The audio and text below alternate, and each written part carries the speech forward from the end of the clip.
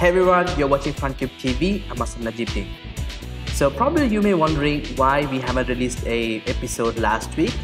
We are working on a secret project, so keep an eye on our Facebook page. This week, we're going to look at some of the powerful features of Sublime and most importantly, some powerful Sublime packages to increase your productivity in a significant level. So this is the part 1. Next week, we're going to release the part 2. So let's jump right in. One thing still bothers me when I see developers don't completely understand, or they don't want to spend little time to learn about their text editors or the developer tools. So, spending little time to understand your text editor will significantly improve your productivity. So at Frontcube, most of our developers use Sublime day to day. I use Sublime and Vim interchangeably, but I really like Sublime if you compare to the latest text editor because of the maturity and the community around them and the available list of plugins. So one thing I still see a lot of developers do when they want to install packages, they do it manually. How they do is they go to Sublime Text, Preferences, Browse Packages.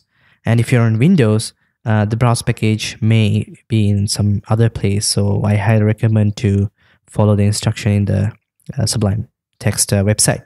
So they click on the browse package and they simply clone the package here, or they download and drag the package to this folder, which is a kind of a tedious task. There's a much better way to manage your packages using a package controller. So let's look at how we can efficiently manage your packages. You need to go to packagecontrol.io, and then you need to select the command appropriate to your text editor version. So I'm on Sublime Text 3. I'm going to copy the whole thing into my clipboard.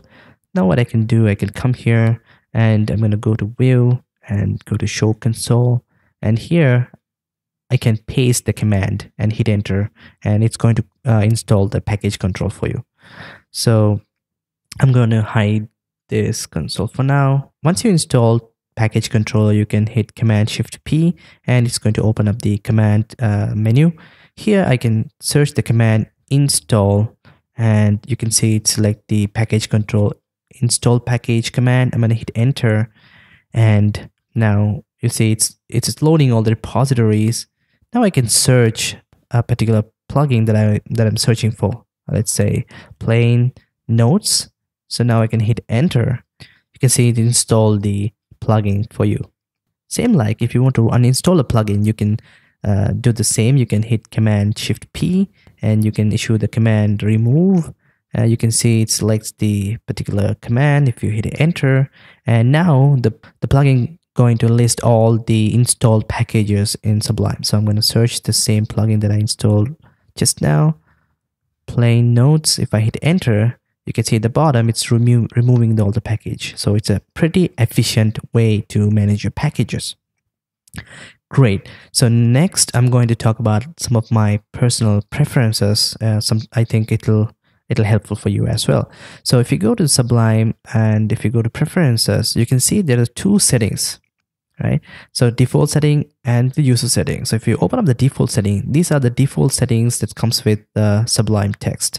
So the Sublime Text website, recommend not to mess up with this. So if you want to change any settings, the best place to go is Sublime Text preferences and go to user settings. So as you can see, these are my personal settings. I'm going to walk you through one by one. I hope sometimes it'll be helpful for you as well. So the color scheme that I'm using is the base 16 Ocean Dark.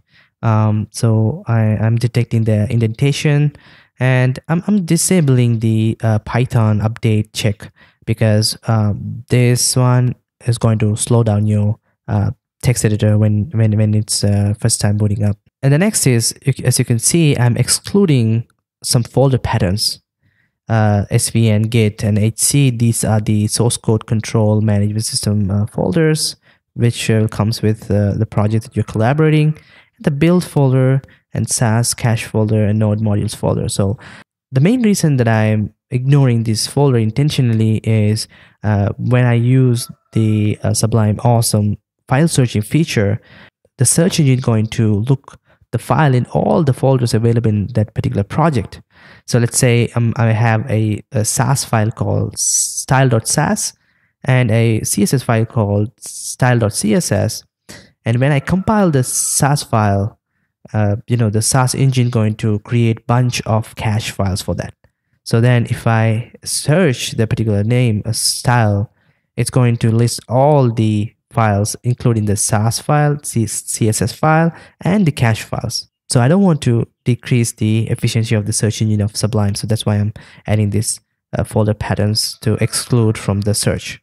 Then the font face. So currently I'm in love with Source Code Pro Lite. This one changed often. So previously I used Ubuntu Mono, and before that I used Inconsolata. This is not consistent. This will change time to time. And the font size I'm using 16, and then the tab sizes. This is kind of pretty default to Frontcube. So the theme that I'm currently using is SETI Sublime theme. And the next is translate tab into spaces. So let's say if someone uses tabs, and if I copy and paste to the particular file in the project, it's going to convert all the tabs into spaces. Okay, great. So let's dive deep into the plugins or the packages. So the first thing when I install a package, I really like to read their README file to understand how the plugin works and what are the commands available and all sort of things. So normally if you want to read the README file, we want to go to the repository, GitHub or Bitbucket, or else we need to go to the Sublime Text Preferences and go to the Browse Package, and inside this particular, let's say, code review, and here I need to open this README file. Again, it's a pretty tedious task. There's a plugin to facilitate that. The plugin called README Please. Again, you can go to package control, install that. Once you install that, you can hit Command Shift P, and now you can search README Please, hit enter, and now you need to select the package, whatever the package README file that you want to read. So I'm gonna go to Advanced New File, hit enter, and you can see I can read the README file right inside the Sublime without leaving the text editor. The second plugin sometimes may not resonate with you, but since I'm a Vim freak, I'm trying to integrate some of the awesome Vim feature into Sublime to make my life a lot easier. By default, Sublime disabled these Vim features. So you can go to Sublime Text, Preferences, Setting Defaults. Here you can search Vintage. You can see it included into the Ignode package. So if you want to enable this, you can go to Preferences, Settings User, and you can remove from Ignode package. That means now we are using the power of Vim. Okay, so let me quickly show a quick demo of the Vintage plugin. I'm going to copy all the content of the README file to a new file, and I'm going to go to the top. So as you can see, the cursor currently in insert mode where I can type. So in Vintage mode, there are two modes, basically the normal mode and the insert mode. To switch to normal mode, you can hit Escape key. Now you can navigate through the lines without touching your mouse. So if I hit J, it'll come to the bottom. If I hit K, it goes to the top. If I want to place my cursor in insert mode at the beginning of this line, I can hit Shift I. Now I can start type. Or else, if I want to place my cursor in insert mode at the end of the line, I can hit Shift A and start typing. This is pretty awesome. And if I want to delete this line, I can hit DD. Or if I want to undo, I can hit U. And if I want to select certain lines, I can hit Shift V, and I can hit JJJJ, and I can hit D to delete those files. If I want to place my cursor at the beginning of this file, I can hit GG. If I want to place my cursor at the end of this file, I can hit Shift G, it goes to the bottom. If I want to select entire file, I can hit Shift V and Shift G, and I can delete by hitting D. So we can do all sort of cool things. Let's say if I want to duplicate this advanced file, this line, like 5 times, I can, yank it by Shift Y, and I can hit 5 and paste. I can paste 5 times. So we can do a lot of cool things with Vintage. I highly recommend to check out this plugin. Okay, the next plugin, obviously we're going to look at the advanced new file, which is a pretty awesome plugin. So let's open our sidebar. You can go to View, Sidebar, Show Sidebar, or I'm going to use the keyboard shortcut Command K, Command B. In a regular mode, when we want to create a new file, we want to go to the particular folder and right click, New File, and then we need to save the file and we need to give a name. This is again, this is a pretty tedious process. We can save much time on this. So go ahead and install advanced new file. So don't worry, I have listed all the plugins, and I have included all the links in the show notes. Go to frontcube.com/blog and search for this episode, and you can see all the links below the video. Now, once you install the plugin, all you need to do is you need to hit Command-Alt-N. Now you can see it open up a window right here. Now, if you type the file name index.html, it's going to create the HTML file and it's going to open up the HTML file. This is pretty neat. Again, you can see the keyboard shortcut is not that much efficient. Command-Alt-N. So what I did is I went to the Sublime preferences and the user key bindings, and I bounded the double N key to advanced new file. Obviously, if we need to operate this kind of command mode, like if you hit, let's say, if you hit NN, it's going to type the NN. So in order to escape from the insert mode, you need to hit escape.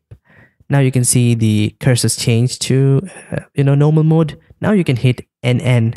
It brings up the the path for the new file, and now you can issue the file name, and it's going to create that. So the awesome thing here is you can even pass the folder structure as well, as something like CSS style.css. You can see it created the folder and the CSS file as well.